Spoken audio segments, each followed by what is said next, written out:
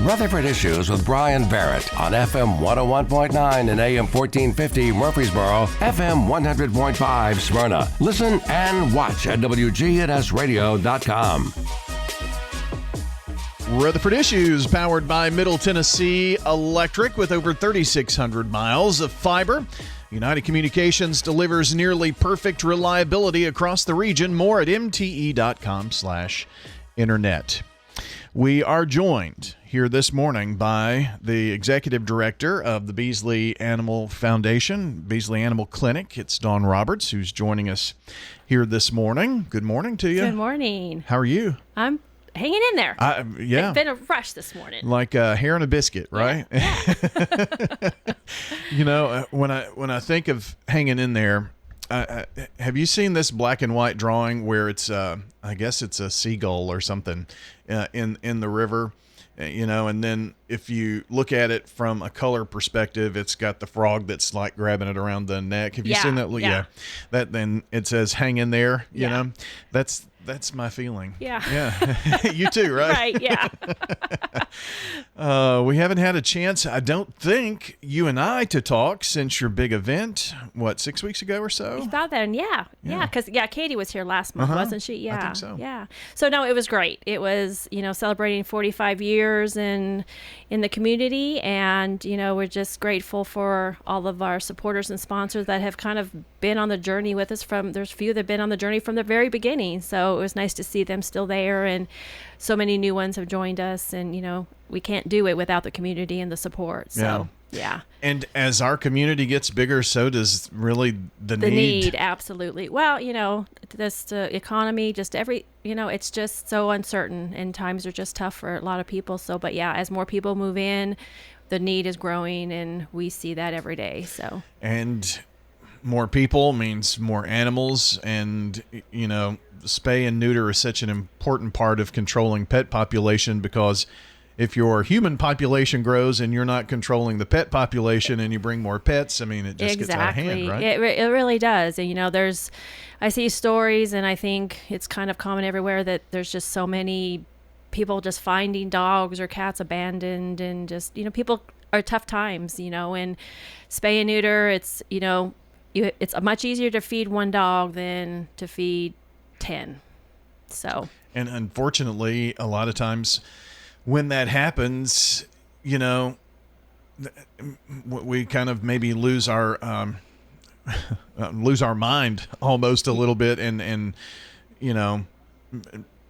dogs or cats, they're just let go. Right. Yeah. I mean, shelters are full, rescues are full, fosters are full. So really, ideally, I've said this, we're never going to rescue ourselves out of this pet overpopulation. So spay and neuter is the only way to do it. There'll never be enough homes for all the animals that need homes. So. And Jesse Beesley and the Beesleys saw this back, I guess, in the 80s? Yes, absolutely. That was the core of their mission and forming and things like that. So, yeah, so they saw it, and we're on the forefront of solving this problem.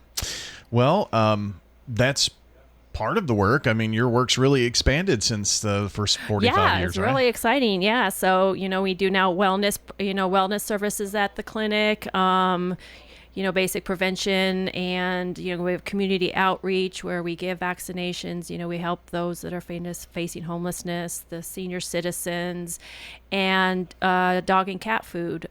So, the need is growing for people that, they'll forgo their own food to give it to their pets. So we just want to make sure that the pets have the food so the humans can eat too. Speaking of that, we have a distribution next Thursday at our facility from 1:30 to 4. So it's we're going to give away dog and cat food, up to 4 pets per person, until we run out of supplies. So it's just first come, first serve. And for those who are thinking, I couldn't think about giving my food to, but I mean, you're talking about, especially for that population, that may be their only interaction. Absolutely. Yeah. You think about, your elderly, those homeless. Sometimes that's their only companion. And, everyone needs a companionship. And it is proven that pets do help with mental health and, and stuff like that. So, and it's hard when you don't know where your next meal is coming from, and you've got a pet that you've got to feed. So, we're happy to be here, and we give many just food to numerous organizations around Rutherford County and Cannon County to do that. But we just started. This is our second year where we're doing quarterly distributions at our facility. So awesome, nice. Yeah. And so we can always use dog and cat food donations. I was going to ask about that because the need is growing, and so is the need for help from our community. So. Yeah, and I had to buy, a 30-pound bag will last my 3 little ones pretty long time. But the price jump in dog food lately. Right. Yeah. It's been crazy. It is. So. It is. So we're glad to be here and hopefully, get pets the food that they need. So if someone would like to help, make sure that it's unopened, that kind of thing. Unopened, unexpired. Yes. Yeah. Uh-huh. So yep. Very good. And just drop it by. Or you can, we have a wish list on Chewy's. We have, I believe, a wish list on Walmart, and maybe Amazon. And so, or you can just, order from anywhere. You can just have it delivered to our location. Awesome. We're talking with Dawn Roberts with the Beesley Animal Foundation and Clinic here today. Clinic's pretty busy, I'm assuming. Oh, really busy. Yeah. Yep. Very, very busy. Lots of spay and neutering and all that kind of thing. Absolutely, yes. So, yes. Well, as we approach summertime here, Dawn, this is a really big time of the year where, I don't know about you and at your place, but the mosquitoes at my house are so big. You can see them. I mean, like flying around. Well, we're just one big lake in Tennessee with all the rain we're getting. I mean, I can catch them with my hand like this out of the air. They're that big. Absolutely. Normally they're not. No. Yeah. I think it's just because we're just been so wet and, with rain and standing water comes mosquitoes. So anyway, we just don't get cold enough, if they're for that long enough to kill the ones that, are here.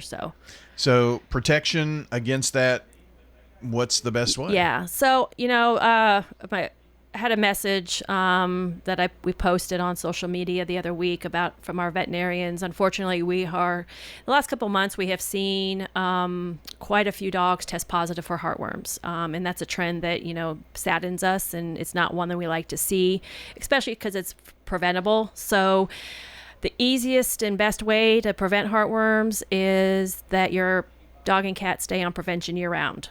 Spring, fall, winter, summer. It doesn't matter. They need to be on it. The orals every 30 days. I know some vet clinics give the 6-month to 12-month ProHeart. That's fine. But it needs to be all year round. And that's the only way to, prevent heartworms. Went to the vet with, it's kind of a tough thing when you've got 3 that get it at the same time. Uh-huh. But for the smaller dogs, I guess the 6 or 12 month is done by weight. Yes, it's all done by weight. Okay. Yes. It worked out to be cheaper to do that with the smaller dogs than it did with the monthly oral. Okay. So I went ahead and bit the bullet there, and I've got one dog. She'll spit it out. I peanut butter. Yeah. She'll lick the peanut butter off and then spit it in the floor. Right. And she just won't take it. Yeah. So that's a good option for ones for her. that don't, like the oral. They can't get them to take the oral. For a lot of the clients that come into us, 1 month they have to pay 1 month at a time, and right. we have that available. But that's good. yeah. So for the ones that don't like it orally, certainly the ProHeart shot is the way to go, just to get them prevented. So. And is the heartworm test, even if they're on that preventative, it's still good to get that to prove that they're heartworm free, have a negative test, and then if it does, sometimes there are breakthroughs, I guess. Right. Yes. Right? If you have, you have a dog that, you give it to and it goes out in the yard and it might spit it up, and they miss 1 or 2 doses, then you could. All it takes is one mosquito bite of an affected mosquito. We follow, and I think most vets follow the Heartworm, American Heartworm Society, is a test every 12 months to make sure they are staying negative, and then a dose every 12 months year round to get another 12 months worth of prevention. Well, let's talk about a few misconceptions. Heartworms only in the summertime. Yeah, that's false. Yeah. Like I said, we just don't, especially in Tennessee, we just don't get cold enough to kill the mosquitoes. So, everyone's mobile now. So, it's becoming, just more prevalent, everywhere. So, yeah, that's why we say even in the winter, you need to stay on heartworm prevention. So my 3 little ankle biters, they're in the house all the time. Yeah, well, they can still be exposed. Most dogs have to go outside to go to the bathroom. That's a biggie. And you are always opening doors, you're opening windows, and a mosquito can get in your house. So yeah, even though you say that they don't ever go outside, every pet's exposed to a certain extent. So it's part of being a responsible pet owner. I know that there's a cost, and you mentioned that some people come in monthly to get that, but it is one of those things that you need to pay for. Absolutely. To say it's not worth it is not No. it is worth it. Right. Kind of tell us, because if your animal gets heartworm, Yeah, you're looking at probably over $1,000 worth of treatment. You could have permanent damage to the heart and the lungs. They are on restricted, activity for months. So, it's much more effective and better for the pet and your wallet to just do prevention. I mean, it's much more economical.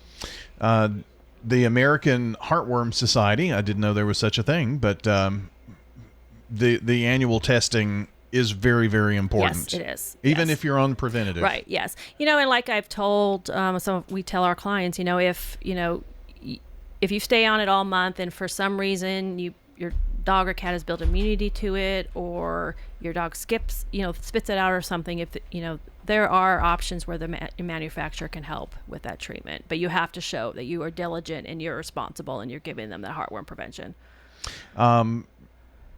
It's almost as common as asking if your animal has been vaccinated Absolutely. for rabies. Absolutely. To ask yeah, about that. I mean that, and when we ask our clients that for if they've been tested, it's not that we're being pushy or anything. We actually want the best for their pet. So it's part of your basic preventative animal care for heartworms. So why cats, we don't test for heartworms in cats. It's a little bit harder to diagnose. Cats should stay on heartworm prevention as well. So. Oh, okay. I was going to ask about that Yeah. next. I didn't know that about cats. Yeah, because they can. It's not as prevalent as dogs, but the diagnosis is a little bit different and harder, and so it's just best to, if you have if you have a cat, just keep them on. And some of the heartworm prevention is also flea and tick. So, and that's a good thing. Flea and tick you should stay on flea and tick prevention all year round here in Tennessee as well. I saw a notice from some veterinary clinic that they're starting to see bobcat fever from ticks and cats. So, and we're seeing, every once in a while we'll see a tick-borne disease show up. So, yeah, I've been Bobcat picking fever. ticks off of my horses all year round. So ticks are awful this year. They're so bad. Just like mosquitoes, right? Yes. So what is bobcat fever? I haven't heard of that. Yeah, It's a tick-borne It's a disease. tick-borne disease Okay. that cats get. Yes. Wow. Yeah. I learned something new today. Tick-borne disease is pretty prevalent here in animals too in Tennessee. It can be, yeah. I mean, there's Lyme, Ehrlichia, and Anaplasmosis are the 3 main ones, and we do test for those when we do the heartworm test. But humans can get Lyme disease from a tick too. So it's just one of those things to prevent your pet from. It's all treatable, but it's not fun. So. Got one on my left hip, big, and I just want to scratch it. I know. The welts I get from getting a tick pulled, it's awful. I don't remember it being like that as a kid, or that big either. Yeah, I don't know. I don't know, but it's just, they're terrible. He or she or whatever it was definitely went to town because and it's been like a week. It just won't go away. I know. It's terrible. I have, unfortunately, in my backyard, it's not in my backyard, but when I tell you what it is, you'll know why. It's across the neighbor's fence, bamboo, everywhere. I mean, I'm battling that stuff because it grows. Yeah. And so very invasive, and I'm having to keep it out of my yard. But apparently ticks really love bamboo. I've heard they like the little evergreen pine trees too, but I don't know if that's, we don't have very many at our place, but I still get ticks, so I don't know. So you mentioned the heartworm medication. A lot of times it's flea, tick, and heartworm all together. Options. There is options, yeah. I mean, of course, ProHeart, the shot is just strictly heartworms, but a lot of other vet clinics, they can offer the all-in-one. So I think Simparica Trio. Simparica Trio. There's Trifexis. I believe some other manufacturers are coming out with some. So NexGard Plus. So yeah, if you rather just do one pill instead of 2 a month, or there's options that's best for your lifestyle, for your pet, and you gotta just talk to your vet about it. And there's the liquid you can put on their shoulder blades. Yeah, I think what we have for cats is the topical that's flea and tick and heartworm and stuff. But there's options out there, and pretty much for any of your lifestyle, you just gotta talk with your vet on what they recommend is best for your pet. So.